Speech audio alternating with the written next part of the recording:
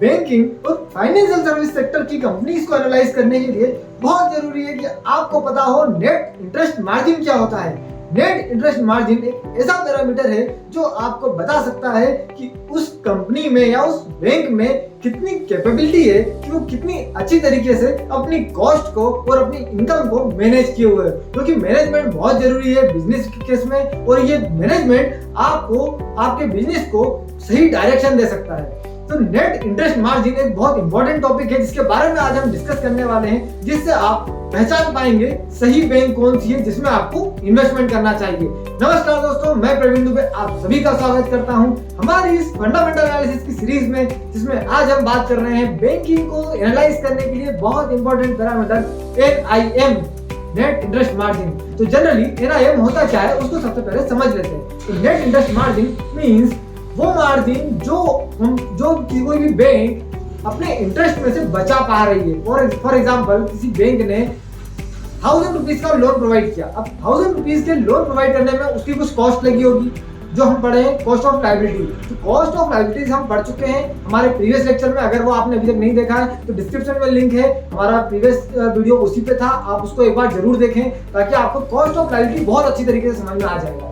Cost of liability समझने के बाद आपको नेट इंटरेस्ट मार्जिन समझने की बहुत जरूरत है। अब नेट इंटरेस्ट मार्जिन जैसे फॉर एग्जांपल तो आपने 100 रुपए का लोन दिया, 100 रुपए का लोन डिस्ट्रीब्यूट किया, उसमें 5 रुपए फॉर एग्जांपल आपका कॉस्ट ऑफ लायबिलिटी लग गई, कॉस्ट लग गई जो आपको बियर करना है।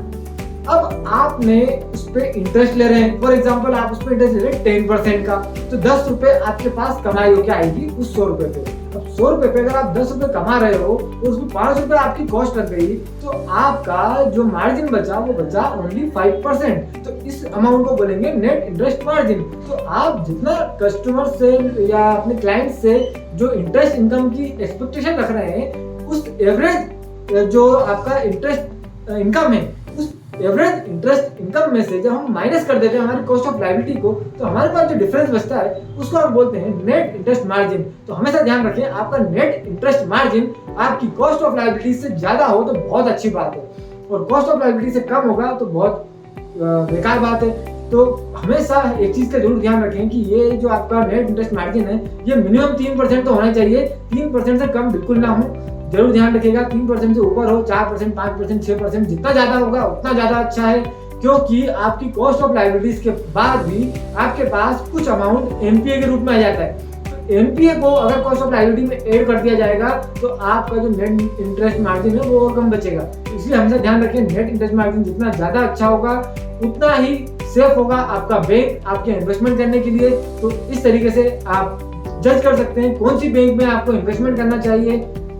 अब ये नेट इंटरेस्ट मार्जिन कहाँ से चेक कर सकते हैं? तो रेडीमेड कंडीशन पे बहुत सारी वेबसाइट्स पे नेट इंटरेस्ट मार्जिन आप चेक कर सकते हैं। इसके अपार्ट आपके लिए बहुत इजी वे है, आप किसी भी बैंक की साइट पे जाएं, उसकी एनुअल रिपोर्ट्स को सर्च करें, उसको ओपन करें, उसमें आपके पास 25, 30 या 50 पन्नों की पूरी रिपोर्ट आ जाएगी। उसमें आपको नेट इंटरेस्ट मार्जिन का एक कॉलम जरूर मिलेगा जिसमें कंपनी अपने नेट इंटरेस्ट मार्जिन के बारे में पूरा डिस्क्रिप्शन देती है, और आज का ही नहीं पिछले कुछ 5-10 सालों का भी आपको डेटा उसमें अवेलेबल होगा। तो आप इस तरीके से चेक कर सकते हैं कि कंपनी का नेट इंटरेस्ट मार्जिन क्या है, और जिस कंपनी का नेट इंटरेस्ट मार्जिन जितना ज्यादा होगा वो कंपनी आपके लिए उतनी ही अच्छी होगी। तो हमारी आज की इन्फॉर्मेशन आपको कैसी लगी? अच्छी लगी है, इन्फॉर्मेटिव लगी है तो प्लीज लाइक और शेयर करना बिल्कुल ना भूलिए। और हाँ, चैनल को अभी तक सब्सक्राइब नहीं किया, सबसे पहले चैनल को सब्सक्राइब कर लीजिए ताकि इसी तरह के और भी इन्फॉर्मेटिव वीडियोस कहीं आपसे मिस ना हो जाए। आज के लिए इतना ही, फिर मिलते हैं नेक्स्ट वीडियो में, तब तक के लिए थैंक यू एंड बाय।